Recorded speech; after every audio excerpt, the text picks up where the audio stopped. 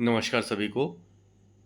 जैसा कि आप सभी जानते हैं कि शालाओं में पुस्तकें जो हैं, उनकी स्कैनिंग का काम किया जाना है और इस वर्ष जो पुस्तकें प्राप्त हुई हैं, उसमें कई पुस्तकों में समस्या है, जैसे किसी में बारकोड नहीं है या बारकोड स्कैन नहीं हो रहा है या ऑलरेडी स्कैन है। तो उसके लिए ये वीडियो मैंने बनाया है। इसमें आपको जो सबसे महत्वपूर्ण काम करना है, वो एक सील तैयार करनी है। अपनी शाला का जो यूडाइस कोड है, उसकी आपको सील बनवा लेनी है। सील का जो डायमेंशन है वो दिया हुआ है 54 mm और 24 mm। इस साइज़ की आपको सील बनानी है। जैसा कि आप देख सकते हैं यहाँ पे सील बना के दिखाई भी गई है कि इसी साइज़ की आपको सील बनानी है। इसी में आपको आगे काम करना है। अपने शाला का जो केवल यूडाइस की कोड की सील बना लेंगे और इस सील का आगे भी उपयोग होता रहेगा आपकी शाला में, तो इसलिए इसको बनाना सार्थक भी है। अब इसके संबंध में हम देख लेते हैं कि और हमको क्या-क्या करने हैं। तो इस सील का उपयोग बताते हैं, उससे पहले इंस्ट्रक्शन को एक बार पढ़ लेते हैं। तो इस सील का उपयोग करना है क्षतिग्रस्त और बारकोड विहीन पुस्तकों के स्कैनिंग के लिए करना है इसका उपयोग। तो जो भी पुस्तकें हैं, चाहे वो बारकोड वहाँ पर नहीं है, प्रिंट नहीं है या फिर बारकोड ऑलरेडी स्कैन दिखा रहा है या बारकोड नहीं रीड कर पा रही है, तो इन तीनों चीज़ों के लिए आपको इसका उपयोग करना है।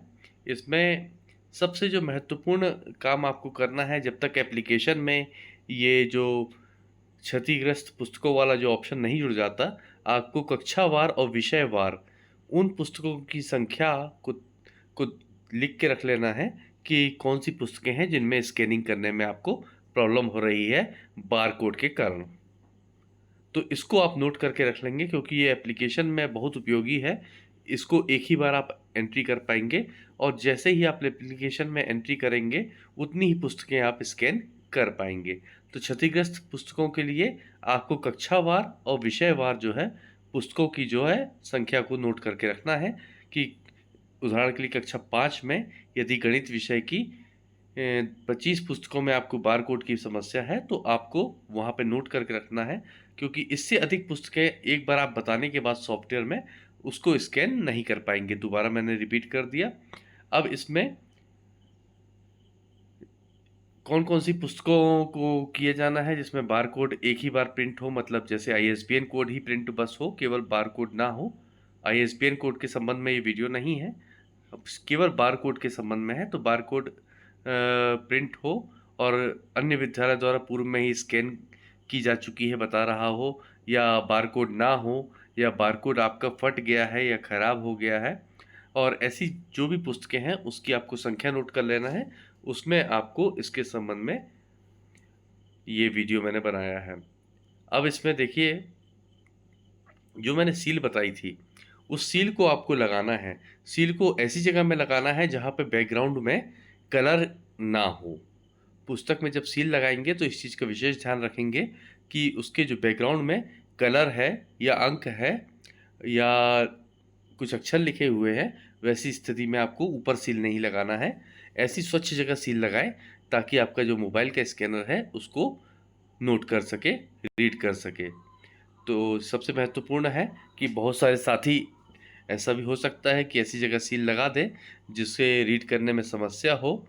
तो वैसी जगह सील बिल्कुल ना लगाएँ। थोड़ा स्वच्छ स्थान देखें जहाँ पर आस-पास कुछ भी नहीं लिखा हुआ है, वैसी जगह में इस यूडाइस कोड की सील को आपको लगाना है।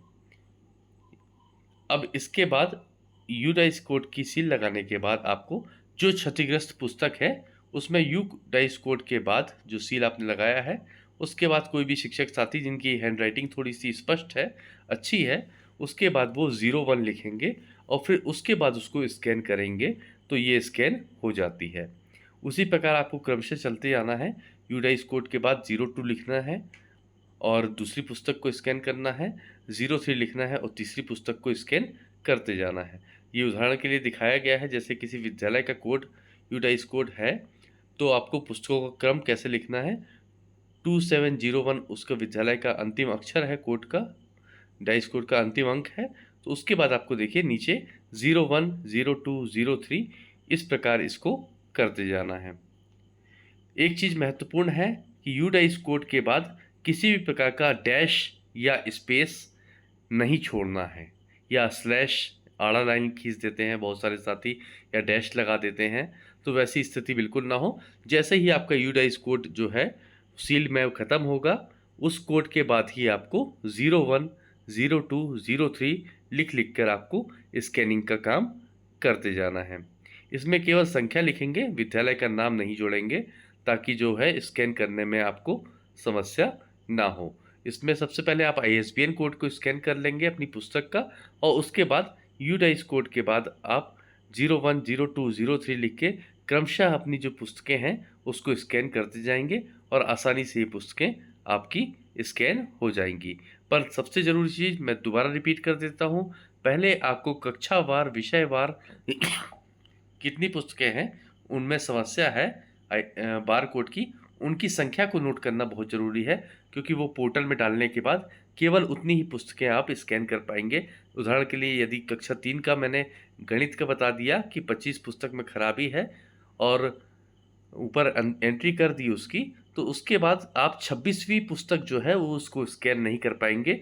तो सबसे पहले आप कक्षावार, विषयवार गणना करके आराम से रख लीजिए कि कितनी आपको पुस्तकों का काम करना है, कितनी पुस्तकों में आपको दोबारा स्कैनिंग करनी है क्षतिग्रस्त पुस्तकें मानते हुए। तो इस प्रकार ये डिटेल जानकारी थी आपकी पुस्तक की स्कैनिंग के बारे में, जो पुस्तकों में बारकोड नहीं है, या बारकोड प्रिंट नहीं हो पाया है, या बारकोड जो है ऑलरेडी स्कैन दिखा रहा है, उनके बारे में। आशा करता हूँ ये वीडियो आपको पसंद आया होगा और काम का लगा होगा। धन्यवाद।